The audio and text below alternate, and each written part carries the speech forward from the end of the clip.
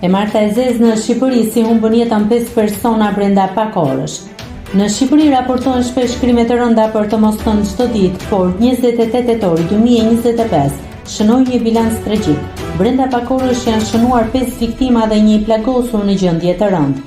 Viktima e parë u regjistrua vetëm 15 minuta pasi data shënoi 28 tetor në bulevardin Ismail Qemali të Vlorës. 17 vjeçari Leandro Shamedaj humbi jetën pasi u përplas për vdekje nga një makinë, teksa ishte duke shkuar në shtëpi.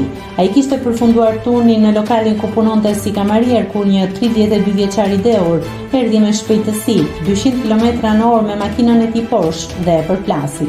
Pas Vlorës, hija e zezë e krimit u zhvendos në Shkodër, aty ku u plagos së rënd Enea Buzukja, 38 vjeçarit punonjës si tatimeve, i shpërtheu një sasi tritoli që i ishte vendosur në makinë sapo ai e ndezi mjetin. Policia dyshon paraprakisht se shkak për shpërthimin me tritol është bërë profesioni i tij, por hetimet vijojnë.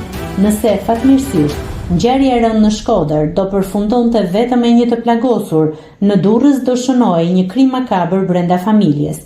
25 vjeçari Marian Kodeli i mori jetën babait të tij, Pjetër Kodeli. Sipas policisë në fshatin Shkallnur, i riu që dyshohet se vuan nga problemet të shëndetit mendor, e qelloi fillimisht me dru në kokë të atin. Pas kësaj, ai i nguli thikën në zemër duke i shkaktuar vdekjen.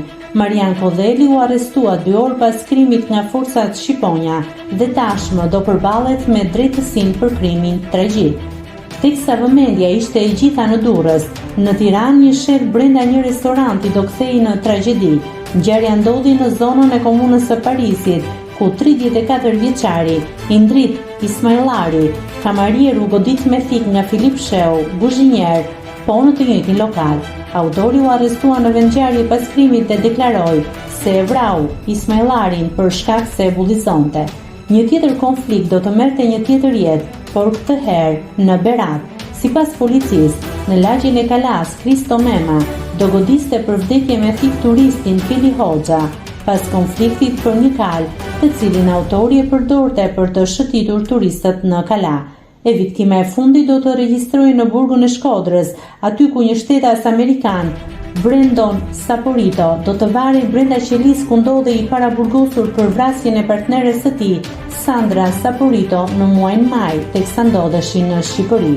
Këto ngjarje duhet të jenë kampan alarmi jo vetëm për autoritetet, por mbi të gjitha për shoqërinë. Konfliktet e çastit në shumë raste po përfundojnë në kronik të zezë, e po ashtu viktimat nga aksidentet po shtohen nga dita në ditë nga pakujdesia. Të gjithë duhet të reflektojnë, pasi përgjegjësia është e përbashkët. Nëse klikoni mbi butonin subscribe, do t'ju shfaqen të gjitha publikimet tona. Ju ftoj t'i bëni subscribe kanalit, të pëlqeni videot dhe të lini komentin tuaj.